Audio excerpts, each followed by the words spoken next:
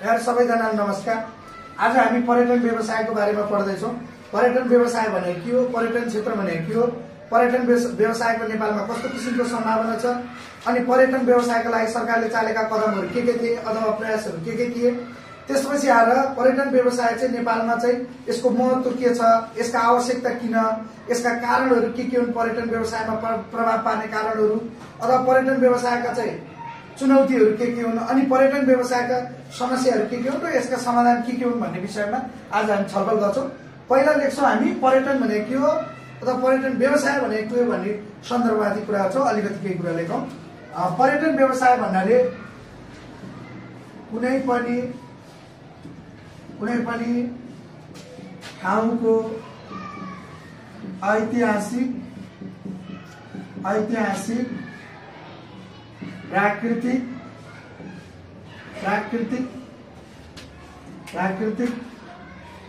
सांस्कृतिक र धार्मिक के छ अनि हजुर विशेषताको धार्मिक विशेषताको अवलोकन गर्ने तथा खाना बस्न आदिको व्यवस्था गर्नु नै पर्यटन व्यवसाय हो। यति कुरा भयो। यो चाहिँ पर्यटन व्यवसाय भनेको के हो भन्ने सन्दर्भ भयो।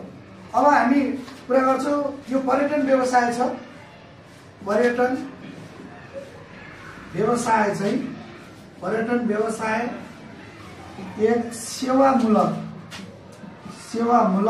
उद्योग हो। यो एउटा इन्डस्ट्री हो जसले सेवा दिन्छ। अर्को यो पर्यटन व्यवसाय चाहिँ विश्वमा दोस्रो स्थानमा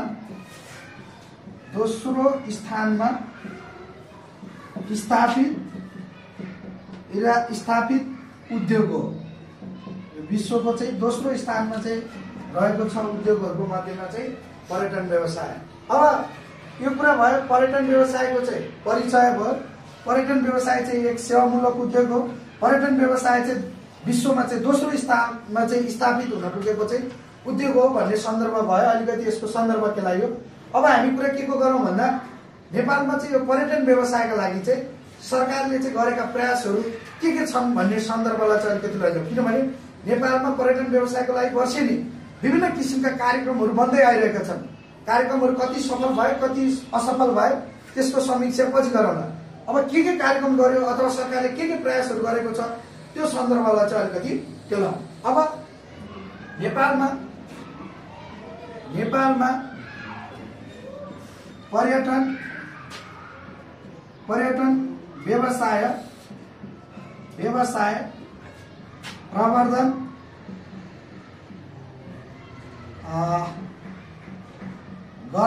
प्रवर्धन गर्नका लागि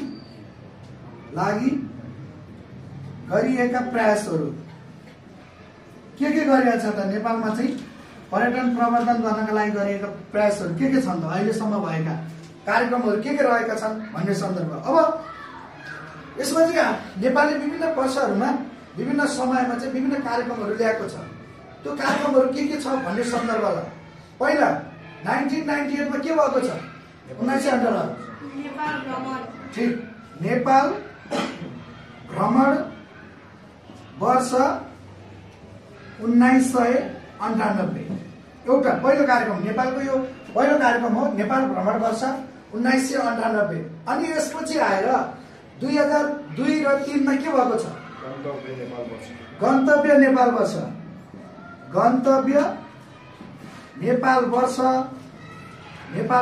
2000 यो एउटा भन्छ 2002 र 3 मा के भएको छ नेपाल गन्तव्य वर्ष 2002 र 2003 हो।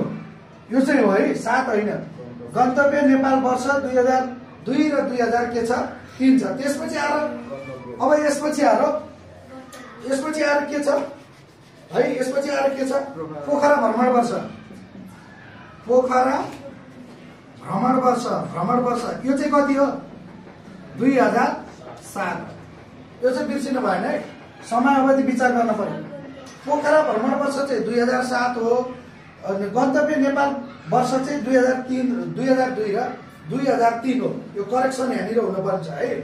पोखरा भ्रमण वर्ष चाहिँ 2000 कति हो 7 हो। अर्को नेपाल पर्यटन वर्ष कति हो, नेपाल पर्यटन वर्ष 2000 कति छ 11। यसपछि नेपालमा भएको अर्को कार्यक्रम के छ लुम्बिनी भ्रमण वर्ष। ठिक, लुम्बिनी भ्रमण वर्ष कति छ 2012 हो। लुम्बिनी भ्रमण वर्ष 2000 कति छ 2012 लुम्बिनी भ्रमण वर्ष। यतापट्टि लेखौँ। अब लुम्बिनी भ्रमण वर्ष 1998, 2002, 2003, 2007, 2011, 2012 वर्ष अब कतिमा छ अब यसपछि के कार्यक्रम छ घुमफिर वर्ष भनेर गरेको छ हो। घुमफिर वर्ष कति 2000 कति हो 73। गुड। अब यसपछि आएर हाम्रो पोहोर गरेको थियो सरकारले, त्यो त्यति सफल हुन सकेन किनभने कोरोना त्यो कारण त्यो रोग थियो, कोभिड-19 ले गर्दा कार्यक्रम सफल हुँदैन। भिजिट नेपाल 2020 हो, भिजिट नेपाल 2020 भनौँ है 2020 हो। यो चाहिँ नेपालले पर्यटन व्यवसाय प्रवर्धन गर्नका लागि गरिएका प्रयासहरू, यो विभिन्न कार्यक्रमहरू, यो कार्यक्रमहरू सोध्न सक्छ, निकै महत्त्वपूर्ण छ। नेपाल भ्रमण वर्ष 1998, गन्तव्य नेपाल भ्रमण वर्ष 2002 र 3, पोखरा भ्रमण वर्ष 2007, नेपाल पर्यटन वर्ष 2011, लुम्बिनी भ्रमण वर्ष 2012, घुमफिर वर्ष 2073, त्यसपछि आएर भिजिट नेपाल 2020। यति कुराहरू भए। अब हामी जाउँ नेपालमा चाहिँ यो पर्यटन व्यवसायका चाहिँ फाइदाहरू अथवा यसका महत्त्वहरू के छन् भन्ने सन्दर्भमाथि चाहिँ के गरौँ कुराकानी गरौँ। अब पर्यटन व्यवसायका फाइदाहरू के छन् त अथवा यसका महत्त्वहरू अलिकति लेखौँ। पर्यटन व्यवसायका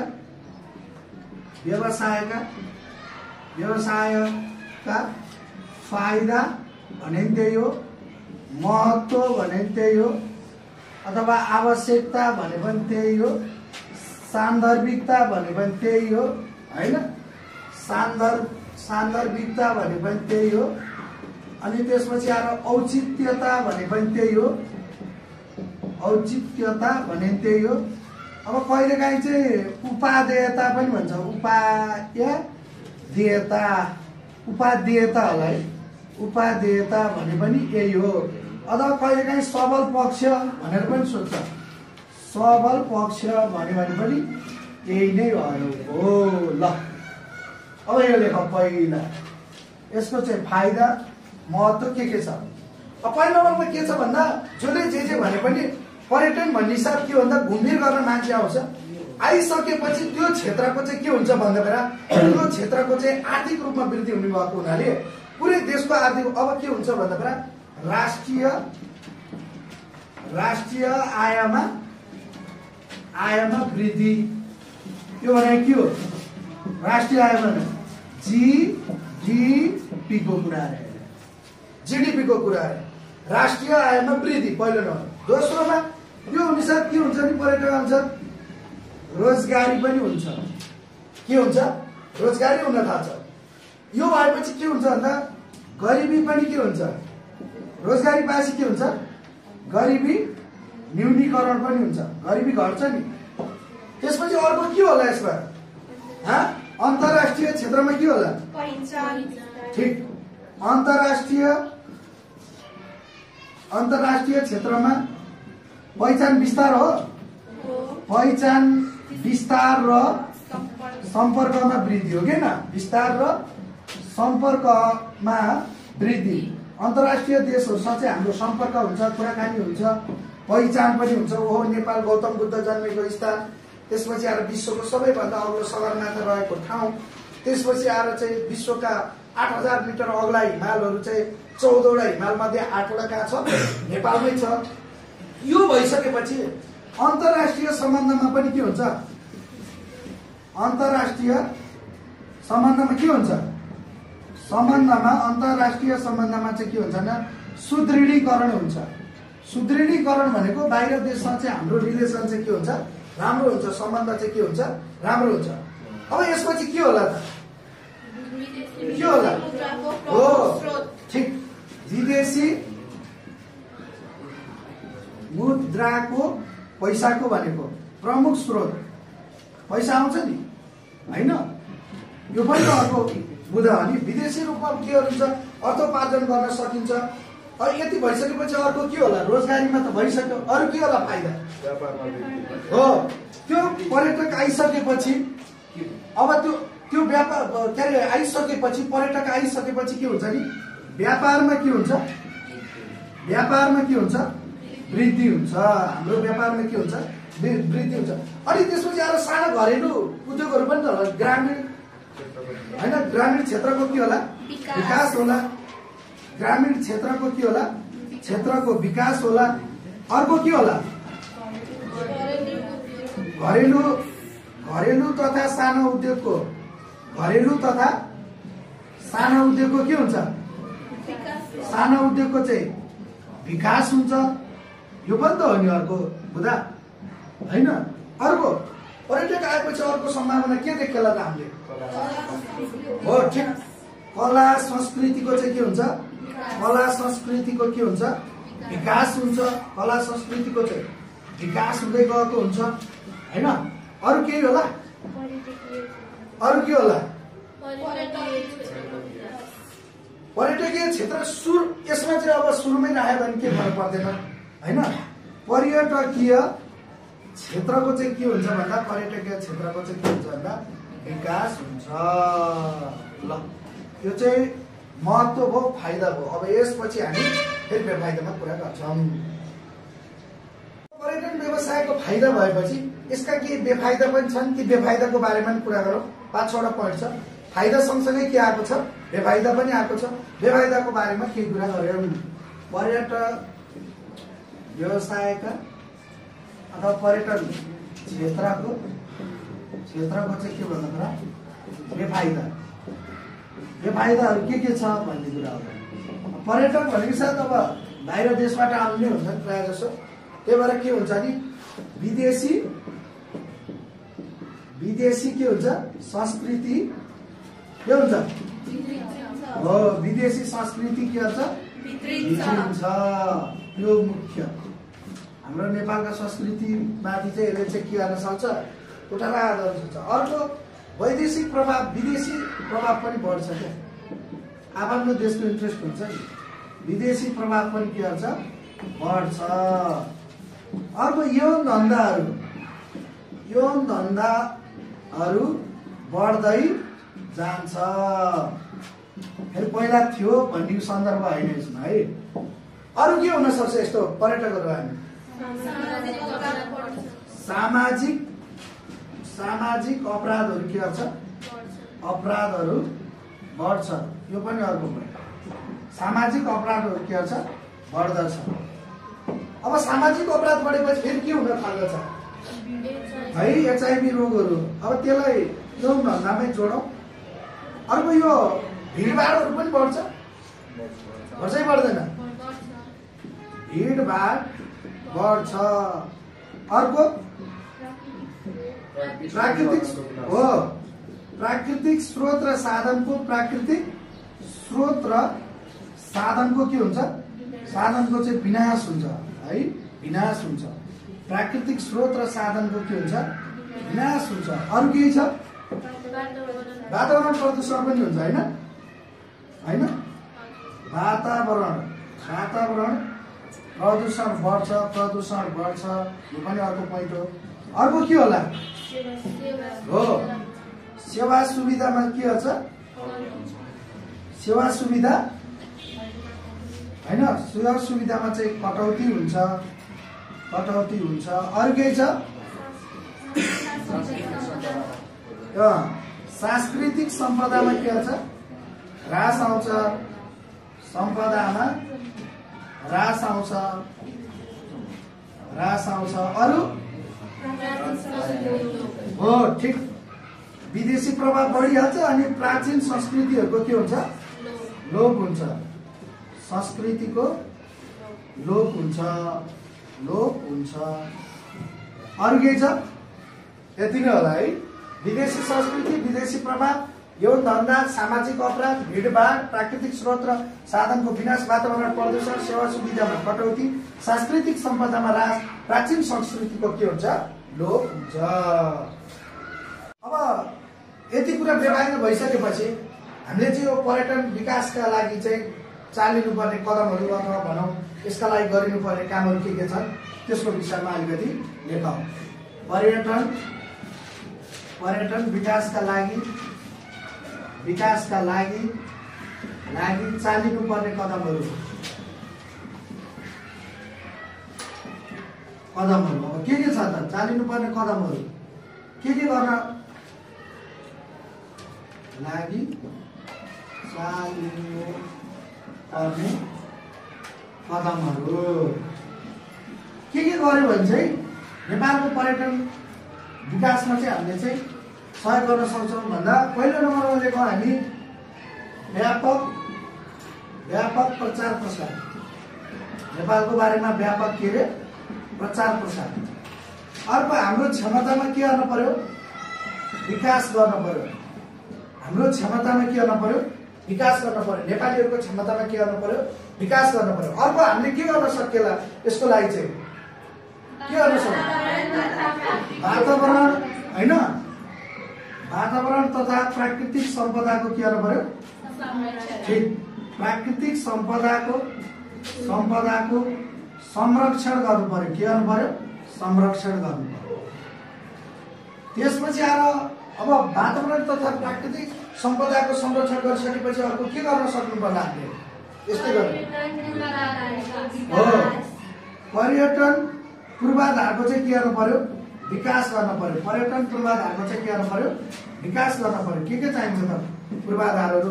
त्यो पनि एकदमै महत्त्वपूर्ण रहेको छ।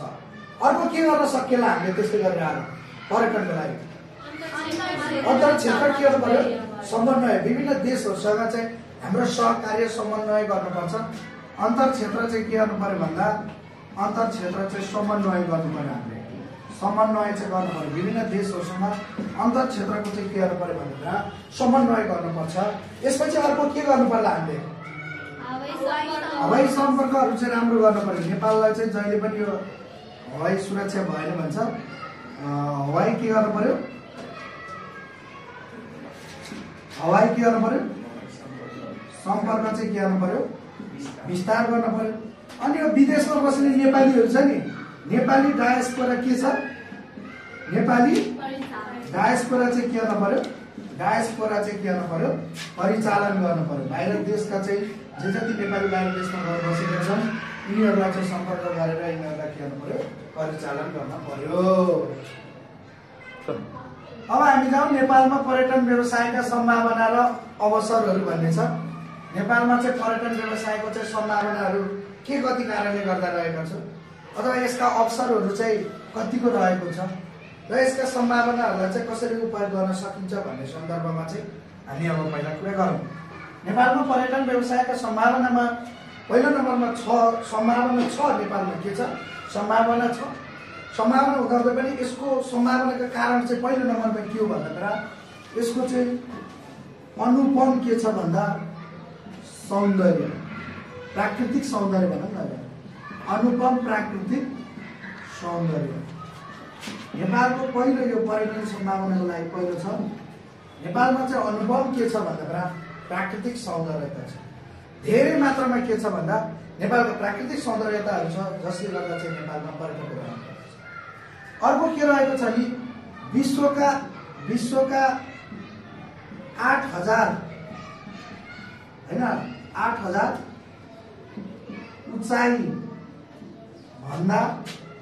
उचाइ भएका हिमालहरू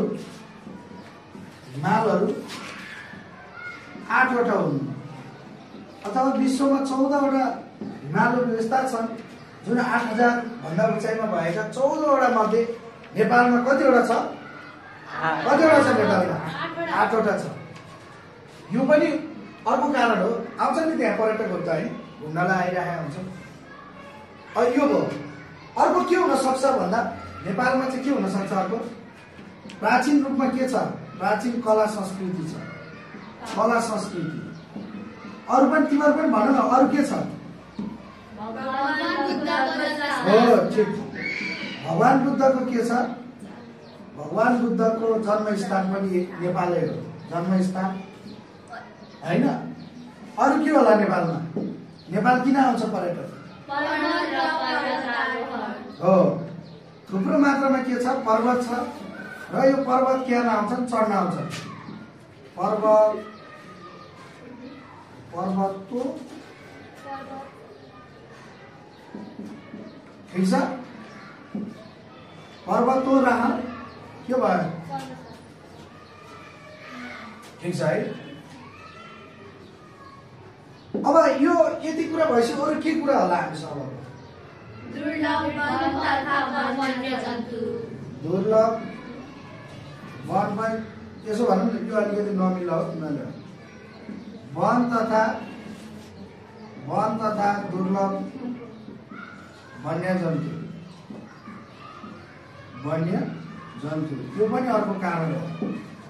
अर्को यसमा चाहिँ रहेको छ वन तथा वन्यजन्तुहरू रहेको छ। अरू के रहेको होला भन्दा ग्रामीण के छ भन्दा पर्यटन छ। ग्रामीण के छ? पर्यटन छ। जैविक विविधताको चाहिँ संरक्षण छ हैन। अरू के छ? एकदम पदयात्राहरू रहेको छ, पदयात्राहरू गर्नलाई। र साहसिक के छ? साहसिक यात्राहरू रहेको होला। अरू के होला? प्रशस्त रूपमा चाहिँ के होला? धार्मिक स्थल होला, धार्मिक स्थल। अरू के होला? हजुर, जलवायु चाहिँ विविधता होला हैन, जलवायु विविधता होला। अब विश्वमै काहीँ नभएको चाहिँ यहाँ चाहिँ होला केही कुराहरू। अद्वितीय पर्यटक स्थल पनि होला।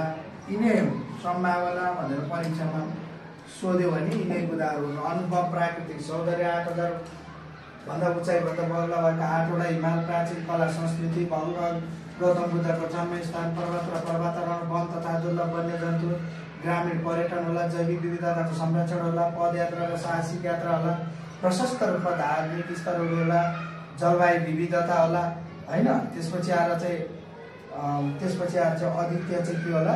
पर्यटक स्थलहरू होला। ताल तलैयाका कुराहरू यसमै जोड्न सकिन्छ। अनि दुर्लभ वन्यजन्तुहरूको कुराहरू नै आयो। विश्वका अब अरुण उपत्यका यहीँ छ, तिब्बती ताल चाहिँ यहीँ छ, राणा ताल पनि यहीँ छ हैन।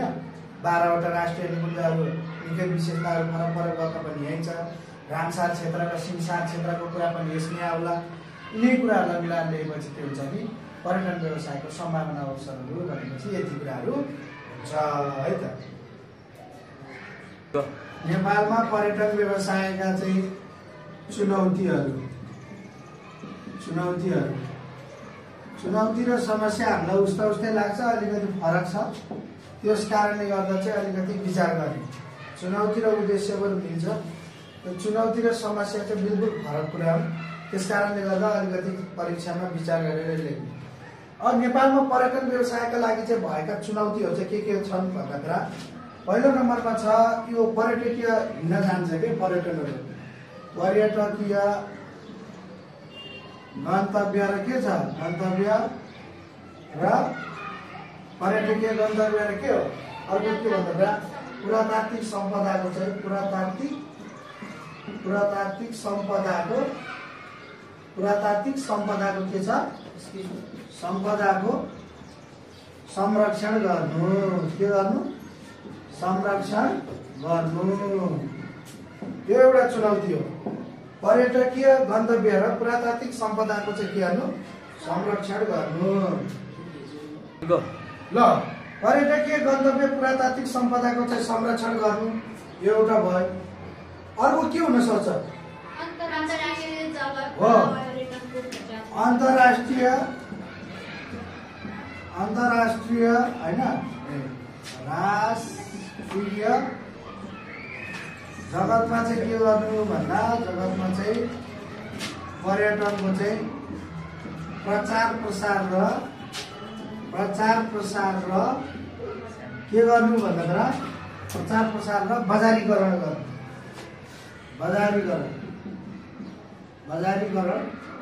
गर्नु अर्को यो हुँदा अर्को के हुन सक्छ हैन प्राचीन कला र संस्कृतिको हैन प्राचीन कला र संस्कृतिको संरक्षण गर्नु यो पनि अर्को चाहिँ चुनौती रहेको छ संरक्षण गर्नु अर्को के होला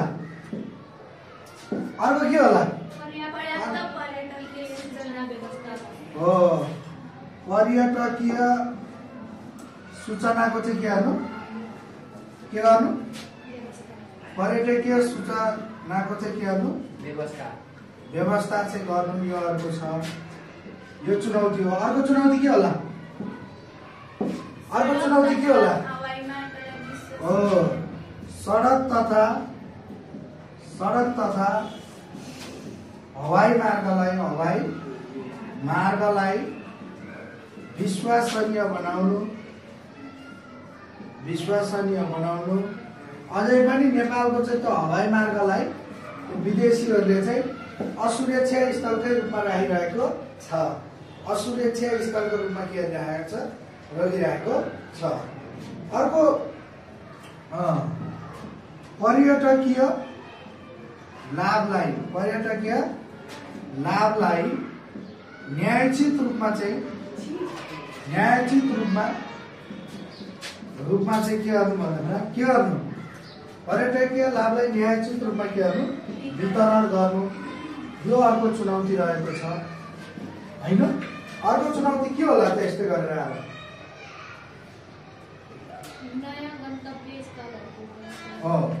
नयाँ गन्तव्य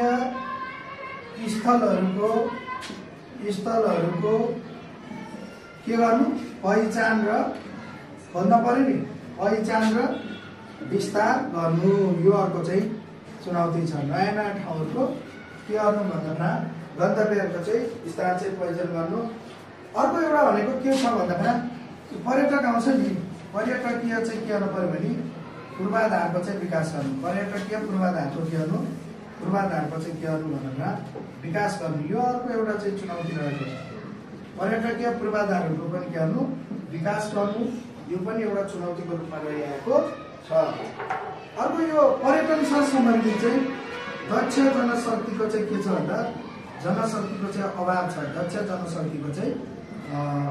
जनशक्ति चाहिँ नहुनु भनौँ न पर्यटनसँग सम्बन्धित चाहिँ दक्ष जनशक्ति चाहिँ नहुनु हाम्रो लागि यो पनि के छ चुनौतीकै रूपमा रहेको छ यी कुराहरू रहेको छ हाम्रा लागि चुनौतीको रूपमा रहेको छ पर्यटनलाई दिने चाहिँ सेवा सुविधाहरूलाई पर्यटकले चाहेको जस्तो चाहिँ उसलाई चाहिएको जस्तो सेवा सुविधा हामीले दिन नसक्नु यो पनि चुनौती होला समयमा चाहिँ नेपालमा चाहिँ राजनीतिक कहिलेकाहीँ अस्तित्व भइदिँदा बन्द हडतालहरू यो पनि चुनौतीको रूपमा रहेको छ त्यस्तै गरेर आएर होटलहरू खाना बस्नको व्यवस्थापन गर्न नसक्नु त्यो पनि चुनौती रहेको छ अनि पर्यटकलाई चाहिने आवश्यकताका वस्तुहरू परिपूर्ति गर्न नसक्नु त्यो पनि चुनौतीको रहेको छ अन्तर्राष्ट्रिय देशहरूसँग सन्धि सम्झौता गरेका त्यसलाई कार्यान्वयन गर्न नसक्नु यो पनि चुनौतीको रूपमा रहेको छ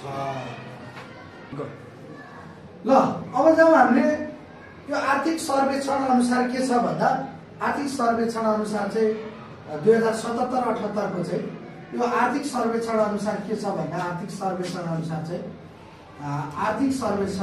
है आर्थिक सर्वेक्षण अनुसार नेपालमा पर्यटकहरू छ नि पर्यटक चाहिँ 15.1 दिन चाहिँ बस्ने औसत यो निकालेको छ र पर्यटकले चाहिँ प्रतिदिन कति खर्च गर्छन् भन्दा बेलामा चाहिँ प्रतिदिन चाहिँ $65 खर्च गर्छन् भन्ने एउटा कुराहरू छ अर्को पर्यटकले चाहिँ जिडिपीमा कति चाहिँ योगदान गर्छ जिडिपीमा भन्दा बेला यसलाई नेपालीमा भन्छ कुल ग्राहस्थ उत्पादनमा चाहिँ कति खर्च गर्छ भन्दा बेला कति योगदान छ भन्दा बेलामा चाहिँ 2.6% चाहिँ रहेको छ अब यति कुरा भइसकेपछि 15औं योजनाको कुरा गरौँ। 15औं योजनाले चाहिँ नेपालमा चाहिँ यो अन्तिमसम्म कति भन्दा करिब चाहिँ 25 लाख पर्यटक 25 लाख 65,65,000 चाहिँ पर्यटक चाहिँ के गरेछ भित्राउने चाहिँ आशा राखेको छ अथवा यो एउटा टार्गेट राखेको छ भन्ने सन्दर्भमा।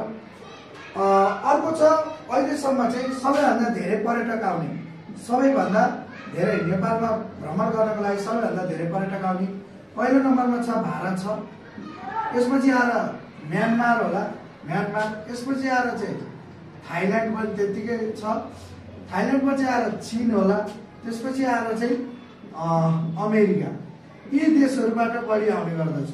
अर्को त्यसपछि आएर सबैभन्दा कस्ता पर्यटक बढी आउँछन् भन्दा धार्मिक पर्यटक चाहिँ नेपालमा बढी आउने गर्दछ। र कुन चाहिँ क्षेत्र बढी घुम्छन् भन्दा लुम्बिनी क्षेत्र चाहिँ बढी घुमेको पाइन्छ। लुम्बिनी क्षेत्र बढी मात्रामा चाहिँ के हुन्छ घुमेको पाइन्छ। यो चाहिँ अलिकति डाटा छ, यसलाई ख्याल गरिदिनु होला पर्यटकहरू चाहिँ घुम्न आउनको लागि। यसमा चाहिँ ठ्याक्कै यो 65 होइन 25,22,000 चाहिँ होला यति पर्यटकहरू, उसको बारेमा अलिकति ख्याल गरिदिनु होला यो डाटाको बारेमा।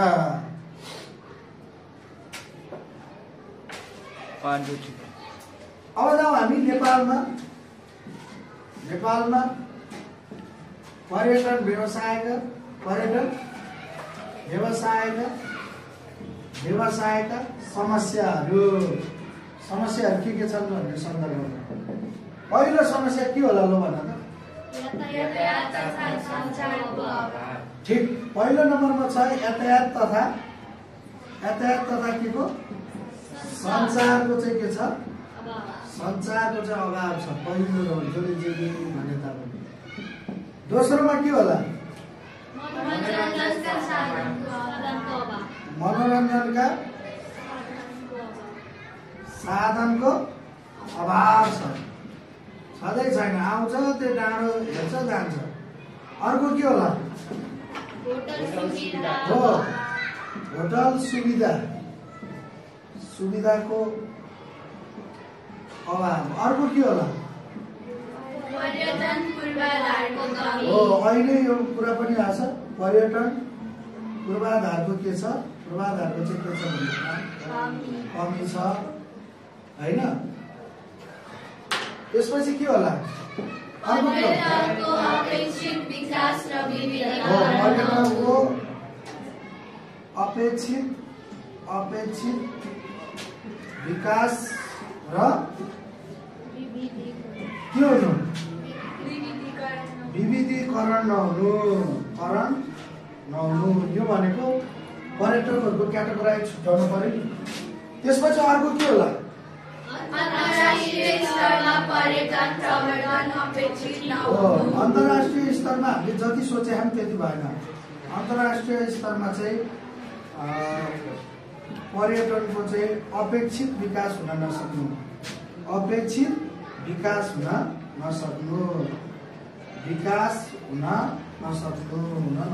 अर्को के होला? पर्यटकीय सम्पदाको उचित संरक्षण र संवर्धन। पर्यटकीय सम्पदाको चाहिँ के हो भने सम्पदाको चाहिँ उचित संरक्षण होइन, उचित संरक्षण र संवर्धन चाहिँ के गर्नु नहुनु, संरक्षण र संवर्धन चाहिँ के गर्नु नहुनु भन्ने अर्को सन्दर्भ जाउँ। अर्को कुरा के होला? धेरै छन् नि समस्या। अरू समस्या के होला? यस्तो पर्यटन गतिविधि प्रविधि मैत्री नहुनु। हो, पर्यटकीय गतिविधि चाहिँ होइन, गतिविधि चाहिँ अब यो पुरो 21औं शताब्दी भन्छ, गतिविधि चाहिँ प्रविधि मैत्री चाहिँ हुनै सकेन। प्रविधि मैत्री हुन नसक्नु। अर्को के होला? हो, व्यापक प्रचार प्रसारको अभाव। व्यापक प्रचार प्रसारको अभाव। अर्को के होला? पर्यटन विकासमा निजी क्षेत्रको हो, पर्यटन विकासमा चाहिँ निजी क्षेत्रको है, कुन क्षेत्रको? निजी क्षेत्रको सहभागिता हैन, निजी क्षेत्रको चाहिँ सहभागिता न्यून, यो पनि समस्या। अर्को के होला? पर्यटकीय सुरक्षा। हो, पर्यटन आउँछ, सुरक्षै छैन। पर्यटकीय असुरक्षा। अर्को के होला? पर्यटन सम्बन्धी दक्ष हो, जनशक्ति पर्यटन सम्बन्धी चाहिँ दक्ष जनशक्ति नहुनु, दक्ष जनशक्ति नहुनु होइन। अब यति नै गरौँ। अरू छ अब पर्यटनसँग सम्बन्धित अन्य कुराहरू पनि होलान्, जस्तो कि हाम्रो पर्यटन नीतिहरू बनेका छन्, त्यसको कार्यान्वयन हुन नसक्नु होला। पर्यटन सम्बन्धी चाहिँ बनेका उद्देश्यहरू 2065 पर्यटन सम्बन्धी बनेका उद्देश्यहरू चाहिँ त्यसको टार्गेटलाई हामीले फुलफिल गर्न नसक्नु होला। पर्यटकका चाहिँ समस्याहरूलाई हेर्न नसक्नु होला। पर्यटकीय विविधीकरण गर्न नसक्नु होला। साहसिक पर्यटक कुन, खेलकुद कुन, मनोरञ्जन कुन, त्यसका पनि पर्यटक धार्मिक कुन, ती पर्यटकहरूलाई चाहिँ उचित किसिमको व्यवस्थापन गर्न नसक्नु अर्को समस्या होला। यस्ता समस्याहरूको चाहिँ समाधान गर्यो भने मात्रै पर्यटन व्यवसाय चाहिँ के गर्न सक्छ, फस्टाउन सक्छ भन्दै आजलाई क्लास यही सकिन्छ।